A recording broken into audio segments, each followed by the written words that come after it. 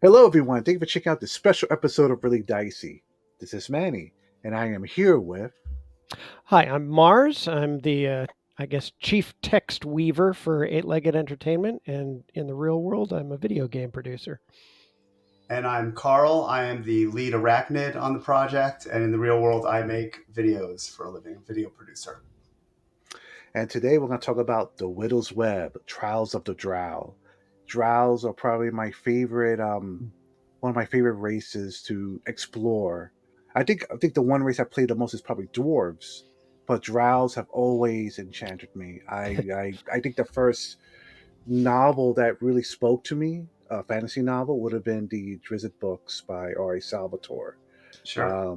Everything about Menzo Baranzan and the culture and everything's about that, the dysfunctional family. I can relate to a little bit, to a degree, of course. So yes, let's talk about this project. Right now, it's successful on Kickstarter. It is an adventure using the Dungeons and Dragons Fifth Edition rules. Yep. Mhm. Um, First things first. Tell us about Eight Legged Entertainment. How did this company come to be? Sure. Well, I'll field that.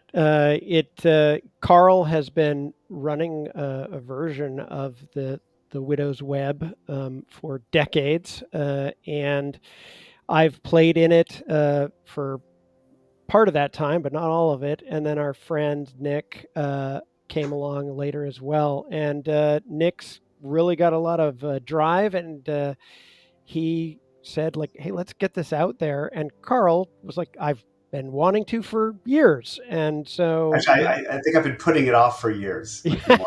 yeah, you've been trying. And Nick, I think, kind of gave that final fire to it, and before we knew it, we realized, hey, this isn't just going to be a PDF that we're going to put on a website somewhere. We realized we could make this something big and special and broad and give it to a really broad audience. And so we formed Eight Legged Entertainment around that, and here we are. Yeah, and these guys really took it much further than what I thought I was going to be making. Like I thought it was going to be a PDF. I thought it was going to be just black and white. I thought it was going to have a couple black and white drawings in it. But these guys have really elevated it. It elevated the project. It is extremely pro. I remember when my mind started switching a few months into it, going, "Oh, okay. Oh, we're making a real thing. This isn't just something to sell on a little webpage like Drive Through RPG, which I love Drive Through RPG, but this is real." Yeah, and we ended up sort of just by accident collecting all the right people for it. Carl's an incredible designer of these adventures. I spent years working for Prima Strategy Guides, so I've been writing guides for quite a while. Nick works at EA as a producer and as a director. And Ryan, our fourth, is Who was one trained of our as a play graphic. testers. Yeah, and he He was came aboard. and he was like the missing link because Yeah, he's an amazing designer, graphic designer. And after he played the game, he was like, "Wow, this is amazing! I'd love to be a part of it." And he was like, "Hey, what if it looked like this?" And it was like, "Oh, yes, it could look like that." that was that That was the Wizard would of be Oz great. moment. We went from black and white to color, and it's like, oh, okay, Yeah, this is for totally. real. What exactly is the Widow's Web? What is this adventure about exactly? So the Widow's Web is a tournament style adventure where I think of it as Game of Thrones meets the Hunger Games meets Squid Game. Thunderdome.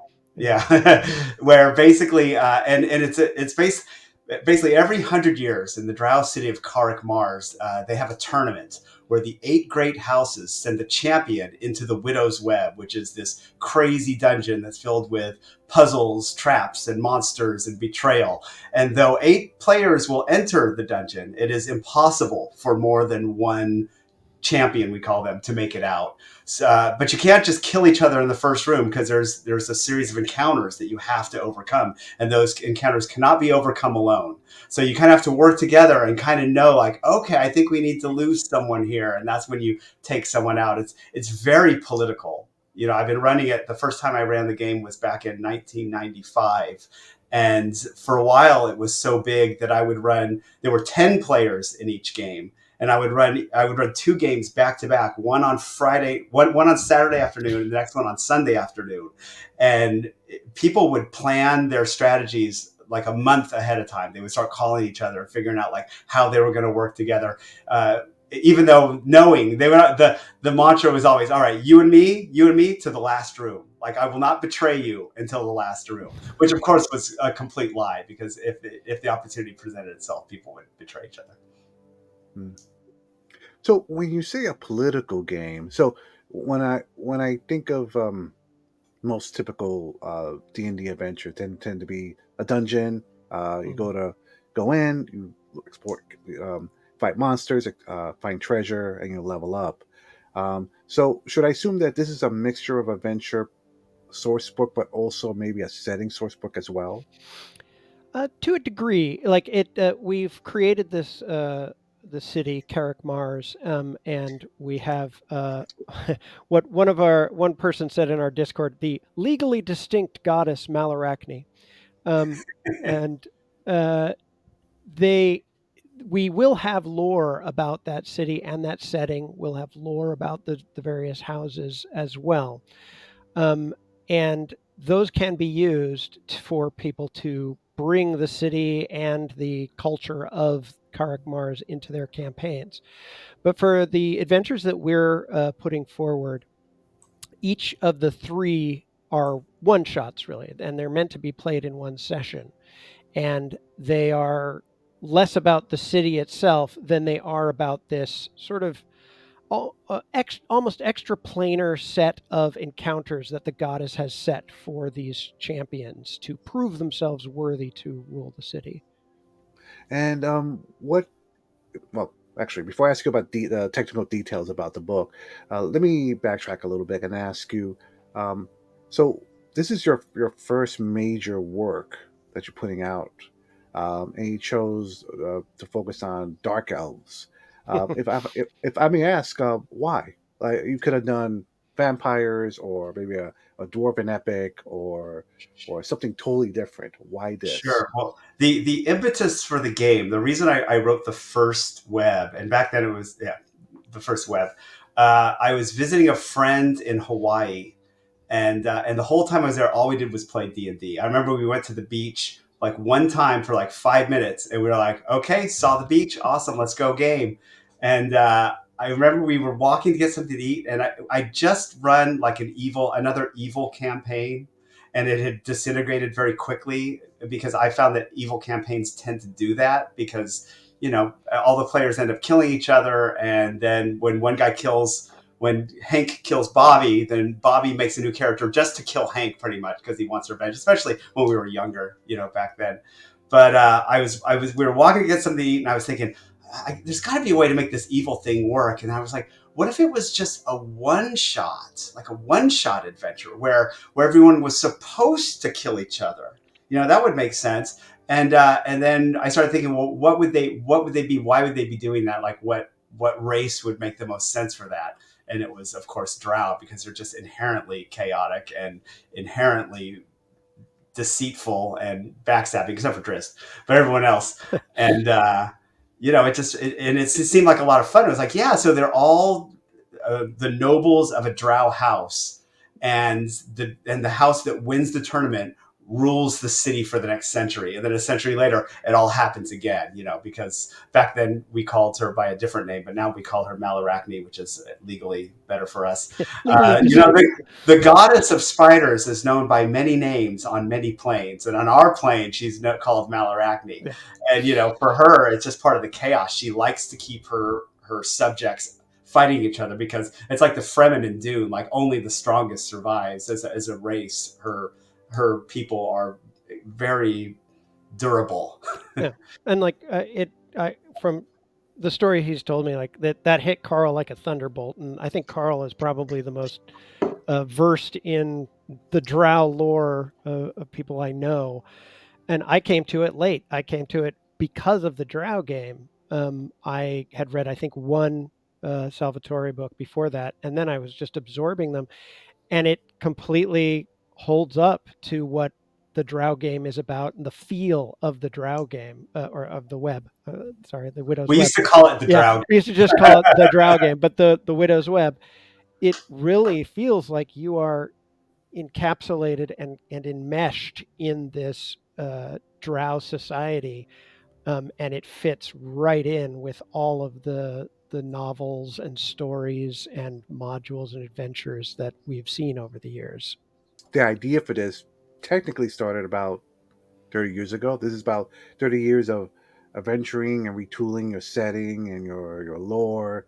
Yeah. Um, what if I may ask? What's that like? That's pretty amazing.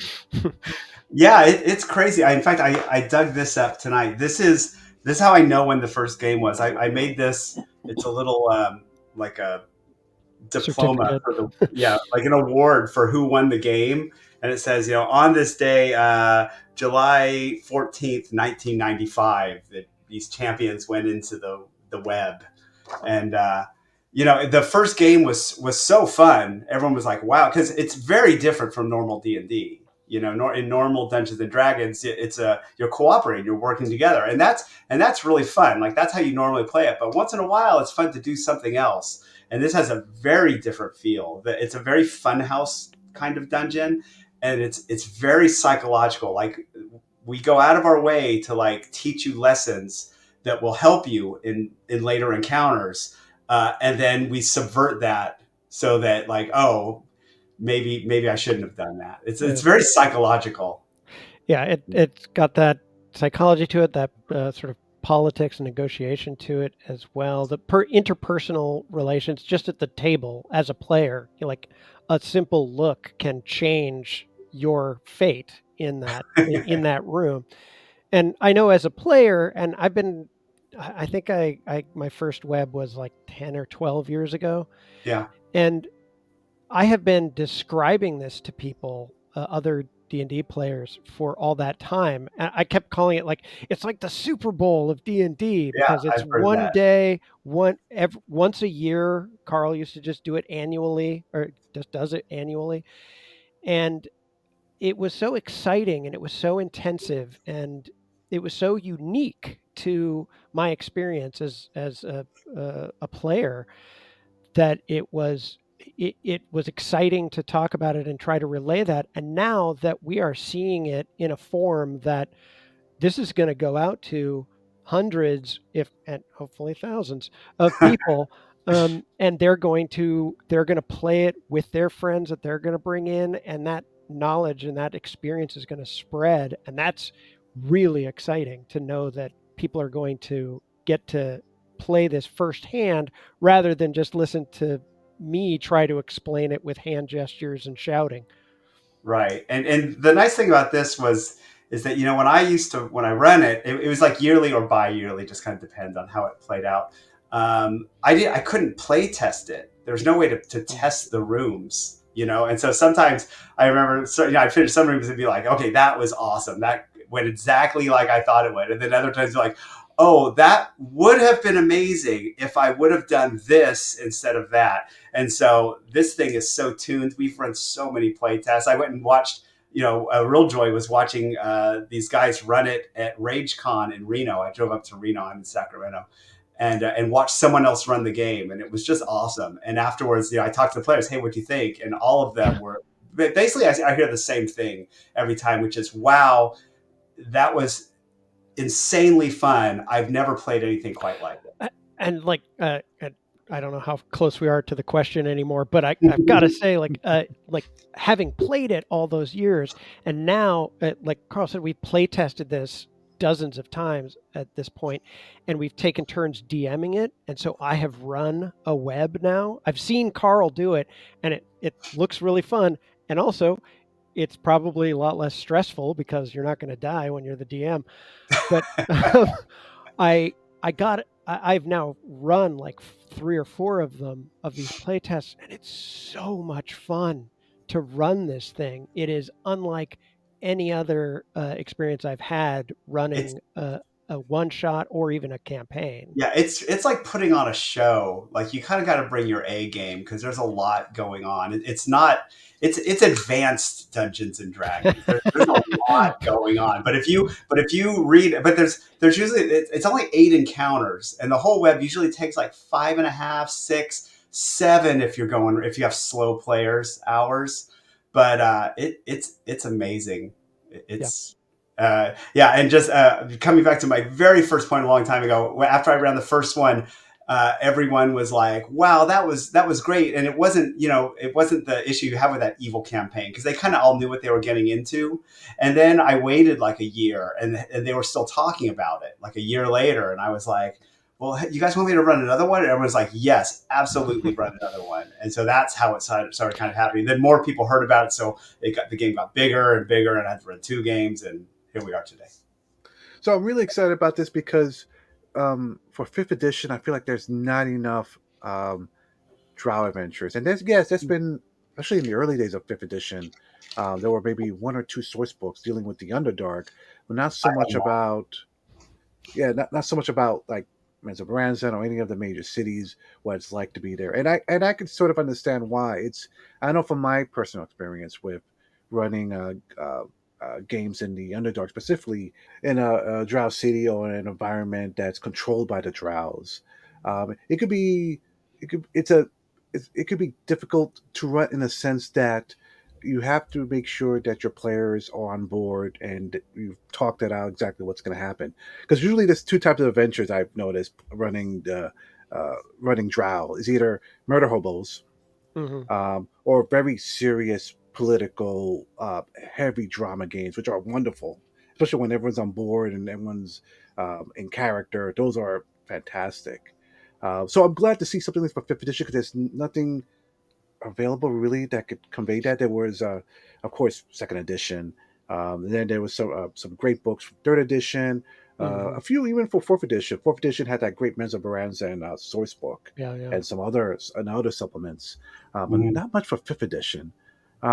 So for someone like myself who's wanting to run games um, in a about characters being in a drow like society, dark elf society, does this book help fulfill all that? Sure. Well, I think this one is different than a lot of the other books because normally when Drow appear in source material, they're usually the villains. First off, like you're usually fighting the Drow. Like I remember there's a Pathfinder. Uh, what do they call their I don't know. adventures? They have a name for it. Anyway, there's a Pathfinder series that's all about their dark elves. And I remember getting really excited when I saw it was coming out, and I picked it up and looked at it and said, "Oh, you're fighting them again. You're not playing them." And I think this is interesting because if you are going to run a dark elf game, I think one of the only ways you could really make it work is you have to have a reason for them not to kill each other. Like I was going to run one once. I said, "What if they're all in the same house and their matron mother just expressively tells them like they're a weak house, and she's like, you can't kill each other." Like it's us against them. I think that could work.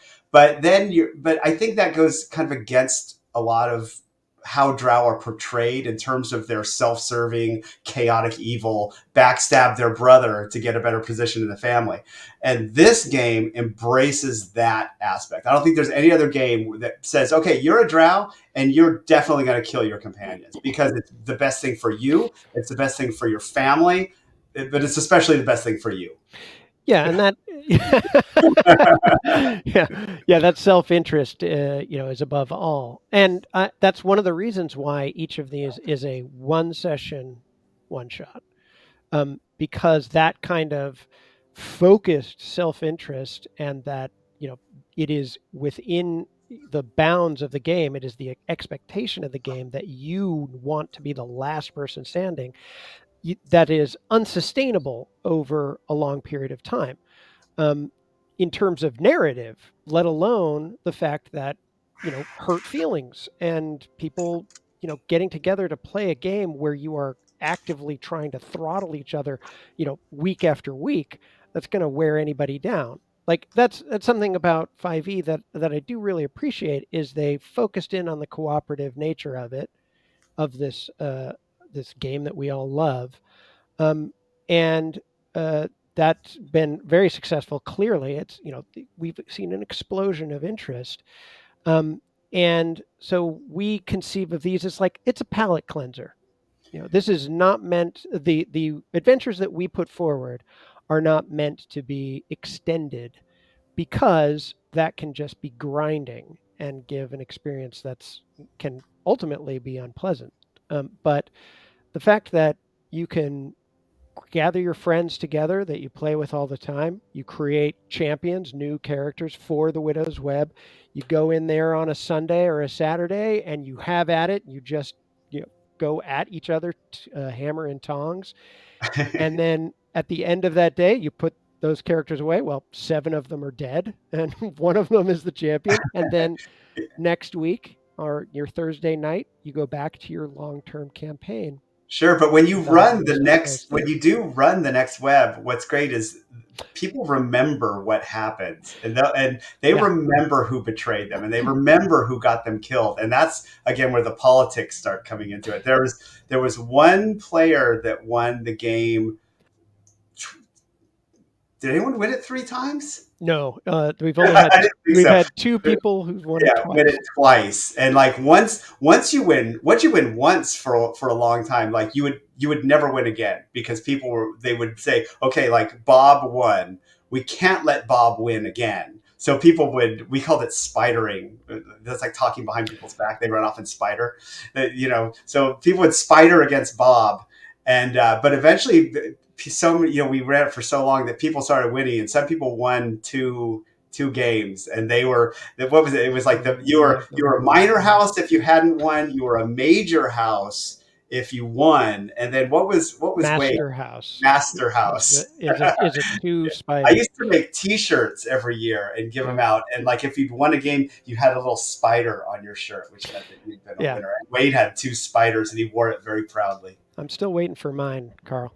I know. But I won one year, and yeah, like that politicking part of it is for real. Like once you play the first web, and hopefully you get to bring back all those players again for 2 and then 3. It's okay if their first web is the second one or even the third one. They're not out of luck. They haven't missed so much. They are self-contained, but the alliances or grudges will last, and they will shape how the players play the second and third Yeah, web. And it's an experience, and the game yeah, builds its own lore. yeah, exactly. Like you have your character from your house. I'm House Venturi, and there's definitely other houses that House Venturi does not like, and others that it's like, yeah, we'll be cool for the first 3 rooms, and then all bets are off. I've been in meetings in the IHOP that's near Carl's house before the game for an hour with like 3 of us just sitting and staring at each other and going like, we're not going to kill each other till the 3rd room, right? Right? Right? You and me Okay. to the last room. We're gonna at least 3 rooms, but yeah, and then like one guy would go, okay, yeah, we'll see you at Carl's, and he'll leave, and then the Yeah. 2 of us going, we're there till the end, right? Yeah, Yeah, we're there till the end. I always thought it was really funny when 3 people made an alliance, because you know that if there's 3 people that have an alliance, you know that 2 of them are saying, okay, but when there's someone else has to go, it's going to be him, right? We're going to Yeah. look up each other, but Uh, they all say it to each other. and like we all have these like files in our heads. Like I personally know, and I won't name names, but I'm like, yeah, I can make an alliance with him, and he'll break it at the very first time it's fortuitous for him. I can make an alliance with him, and for the first 2 rooms, he'll actually help. He'll be okay there. Like that person, I don't even want to talk to them. There's no trusting them ever. Like that kind of thing happens, and it just lasts from web to web, without busting up our long-term table dynamics. We Yeah. can then get together for the long-term campaign, and that's fine. Different characters, different setting, whole different feel. But then when the web comes around, Yeah, we just sent it. We've sent the book out to a lot of people, and I just spoke to someone who ran it. He said they had a great time, and he said, "I'm going to run it again in a year." Which was funny because that's how I used to do it. I'd run it once a year. You can do it more than that, certainly, especially with the right group. You could run it once a week for you can for 3 weeks. You can just power through it. But I thought it was funny that he came to the same conclusion I did. That it's going to be like a special thing, like Christmas, where you kill your friends. Let's talk about the technical aspects of For what you're sure. presenting here. What can you tell us about, like, what's the projected size of how many pages it would be? What chapters are there? What will it cover exactly? For sure. It's going to be at least 250 pages. But our stretch goals are coming in, and if we hit a high enough one, there's going to be a mini campaign or mini adventure in that, like a 5 or 6 encounter adventure within Karak Mars. So I guess to your earlier point of, rounding out the lore of our area. So that could add another 20, 25 pages to it. And we haven't laid out the third web yet. We've laid out the first Oh, we two. started today, Yeah, we just started today. We but we it's finished been the play editing. tested. We just haven't laid it out, so we're not sure how Yeah. many pages it's going to be So exactly. it's going to be substantial. It's not just the adventures. There's a whole lot of front matter where we have a full player's guide, a section that will the DMs will likely want to take that part of the PDF or photocopy it out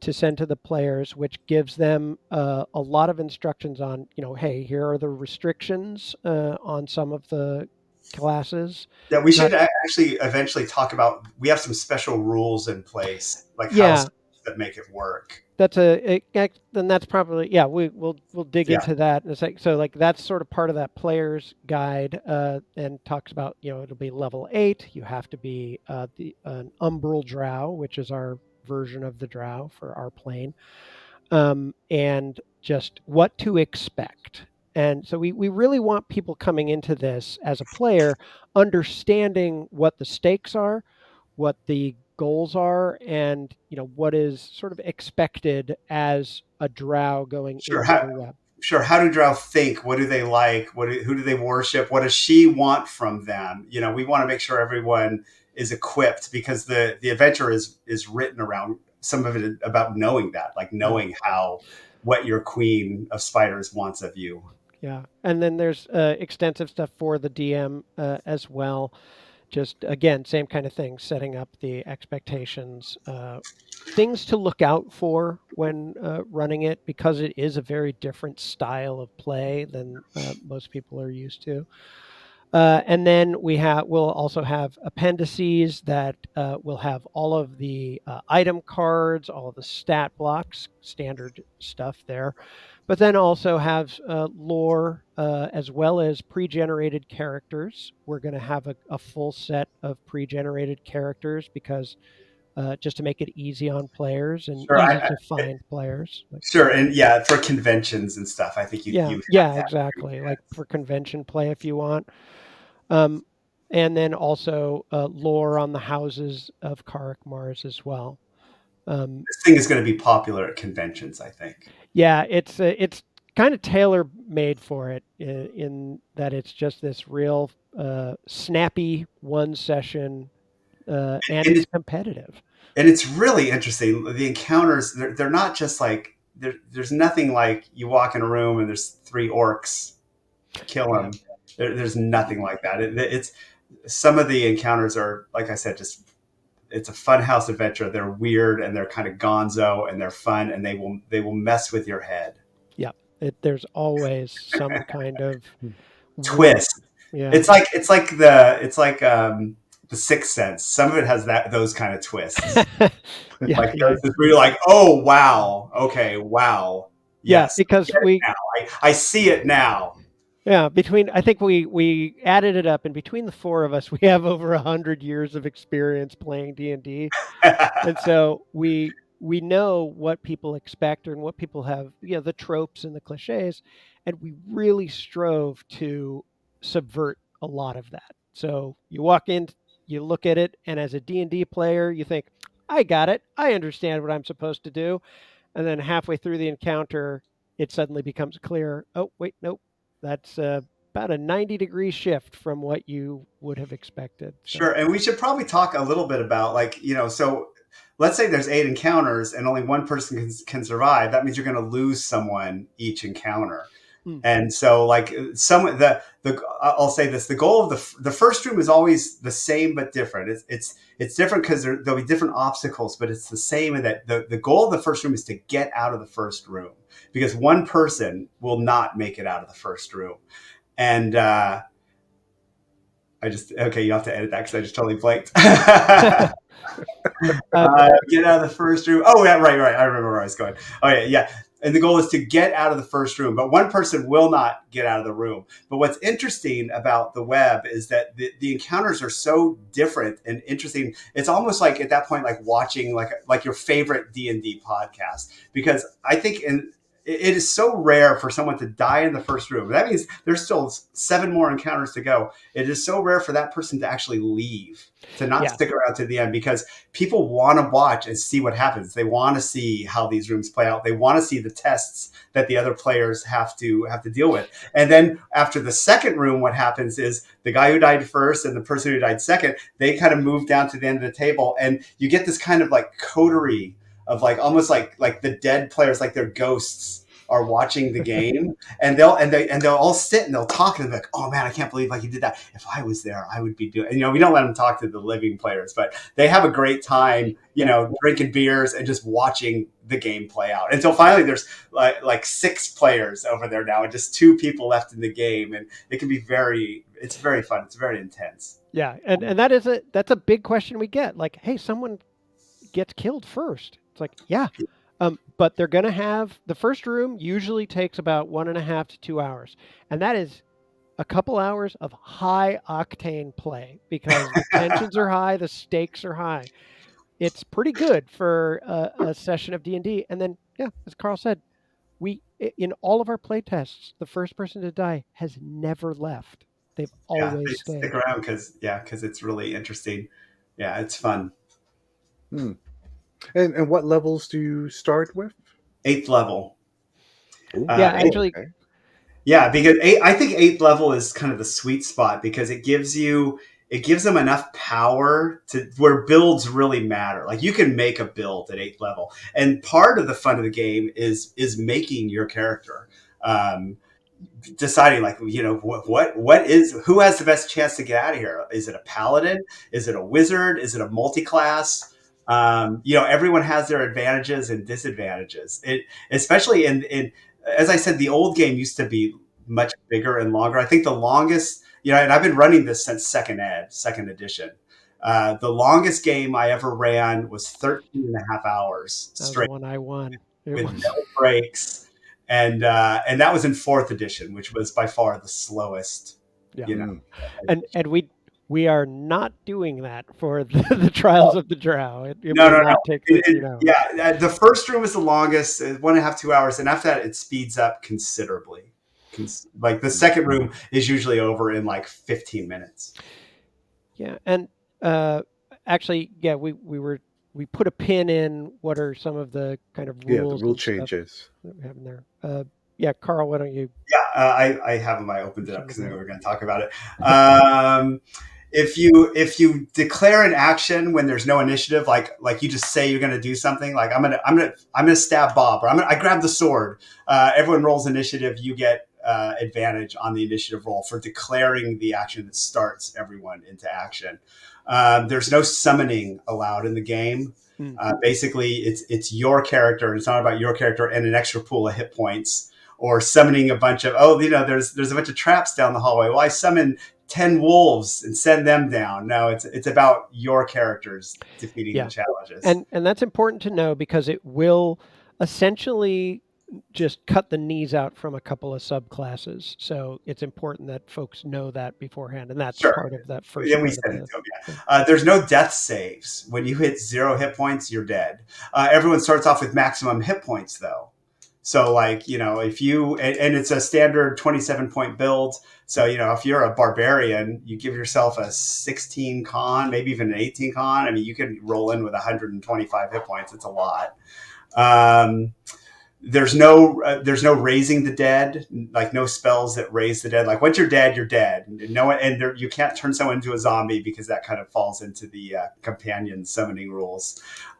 You can instantly attune any magic item you find, and there's no limit to the number of attuned items you can have. Because we want people. There's lots of magic items in there to, we put them in there sometimes just to distract people. Like, oh, could go do this, but oh, there's a shiny +5 sword over there. Wouldn't that be nice to have?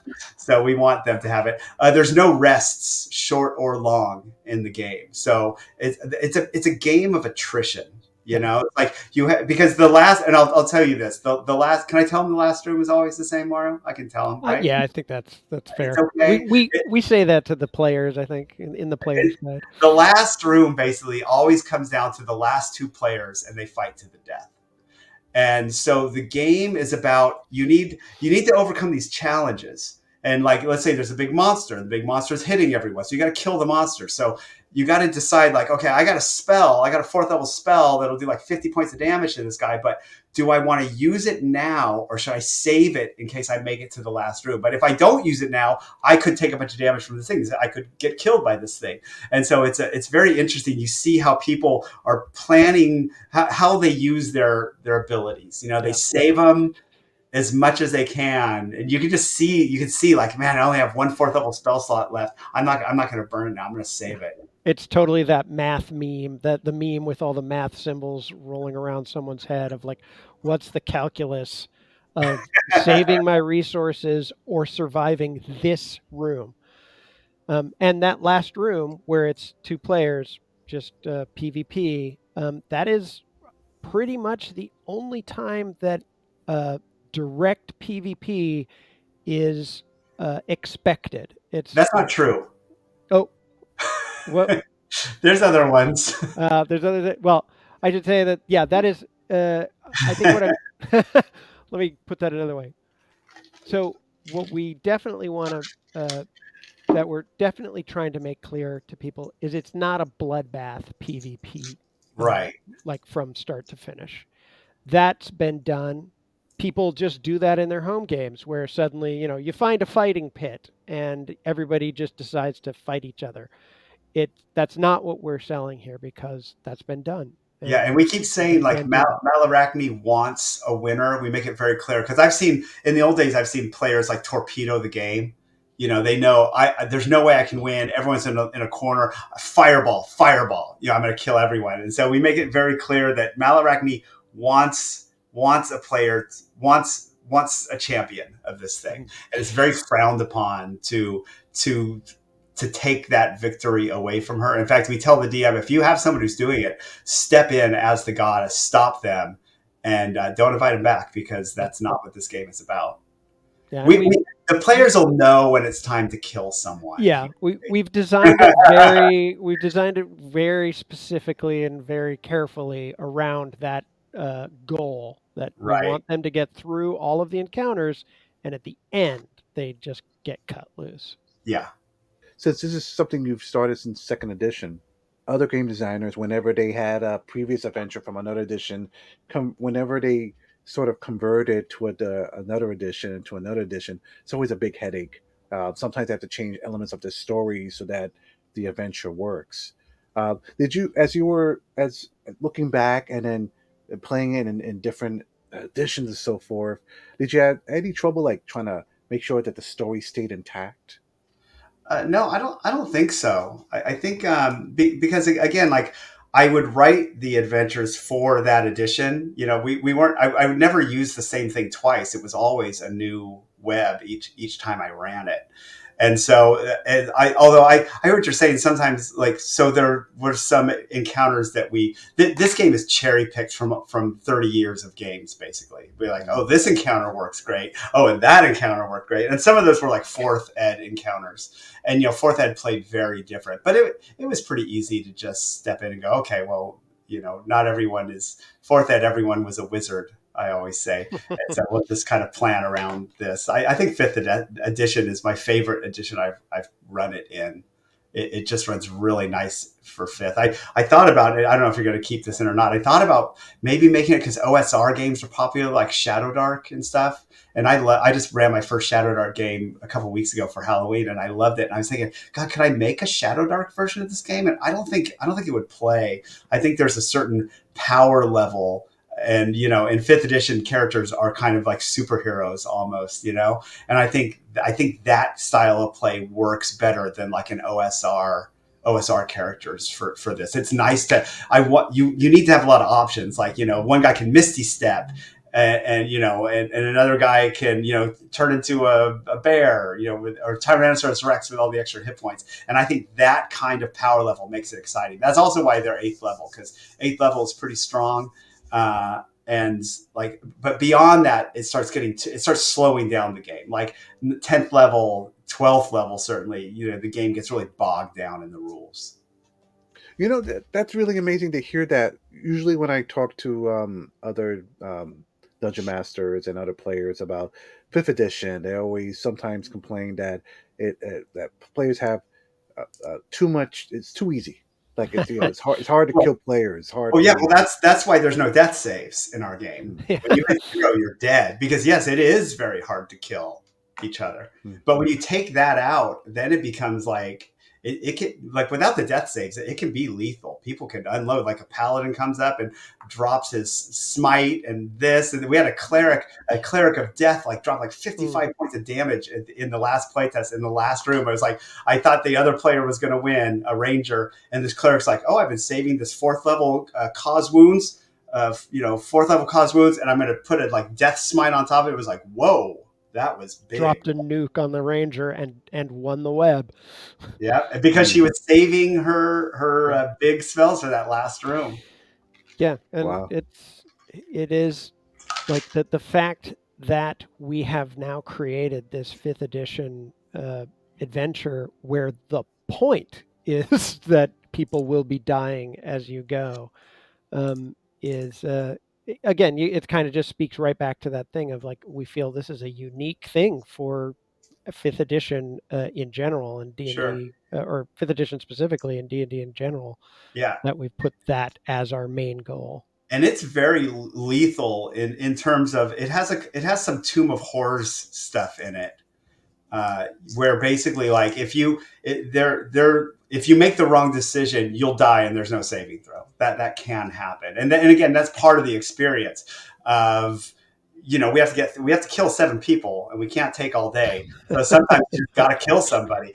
What's interesting though is that when it happens, it's always the player's decision that led them to die. No one's ever said that's not fair. Actually, one guy in one place has said that's not fair, and I said, you're only saying it's not fair because you chose to do this. And I looked at the table and said, you guys, does anyone else think it wasn't fair? And everyone goes, no, man, it was totally fair. He was just mad because he didn't understand what was placed before him as a drow. Like, it was a drow decision in terms of their relationship with their goddess. And because he didn't do what the other drow would do for their goddess, he got killed. And then he stayed and watched the rest of it. And So for anyone that wants to kickstart this, and being that you're a new company, they're wondering like, oh, I'm not sure will they be able to fulfill their stuff on time. Where are you right now in the creation process for this? Yeah, always a good question with Kickstarters, for sure. But we already have written, edited, and laid out full color with art placement all of the front matter, the front part of the book, 2 of the 3 webs, and most of the appendices. And that third web, we've already written it. It's all in text documents. It's all had an editing pass in the text documents. And it's been play tested. Yeah, it's been play tested extensively multiple times. It's just being laid out now. It's starting its layout now, and that won't take particularly long. So this book, then all that would be left past that is whatever we might open up in our stretch goals. And we're already kind of making outlines and doing sketch notes for like the mini adventure that we hope to unlock. So yeah, we are very confident that we're going to hit our timeline. This book is going to happen, And it'll and be in your hands in 2025. yeah, It'll be out we're, next year. Yeah. it's been Carl's dream for decades, and I don't want to disappoint Carl. So Yeah, you you know, don't make me angry. You wouldn't like me when I'm angry. Well, excellent.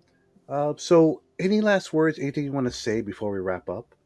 I would just say that the more I think about this and the more I look into other things that are out there, the more convinced I am that what we have put together is unlike anything else that is out there for 5e, for D&D in general. It's the magic that I felt as a player in Carl's home game web is all in this book, and it is a hell of an experience for a player.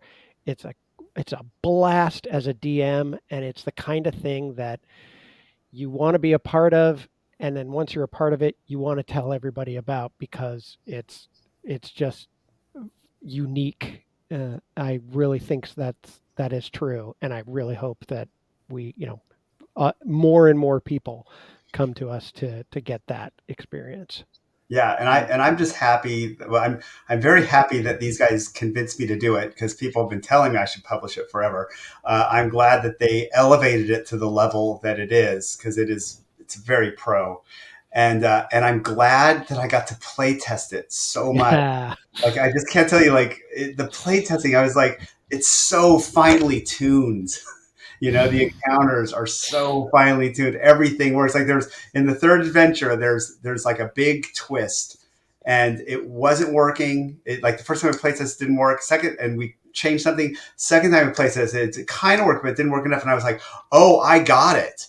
I got it. Let's do this. And we did this. And it worked perfectly, and it's worked in every playtest since then. And everyone is Yeah. like, "Oh my god!" Like again, it's a Sixth Sense moment where Mm. like I see dead people. Oh my God, Bruce Willis is dead. It's that. Oh no, spoilers. Oh. So I feel really strongly that if this is the only book I ever put out, I could not be any happier and prouder of this project. So enjoy it, everyone. Excellent. Where can people find you guys online? You can find us at trialsofthedrow.com. So, trialsofthedrow.com. Yeah, I think if you That, just Widow's Web trialsofthedrow.com in Google will send you to our page too. yeah, if you just Google Widow's Web, Trials of the Drow, you'll find us. And at trialsofthedrow.com, it's got links to our Kickstarter, to our trailer on YouTube, and a little Actually, blurb. pictures of myself are in there if you dig far enough. Yeah, if you go far enough into the Kickstarter, you'll definitely see pictures of us. They're hidden, but they're there. But yeah, trialsofthedrow.com, Widow's Web, Trials of the Drow in Google or in Kickstarter, and you'll find us there. Well, thank you both for taking the time to talk to us about the Widow's Web, Trials of the Drow. Viewers, again, there will be links to the Kickstarter and to Eight-Legged Entertainment in the information below. Thank you for watching and listening, and we'll see you next time. Take care, everyone. Thanks, Manny. Thanks, everyone. Thanks, Manny.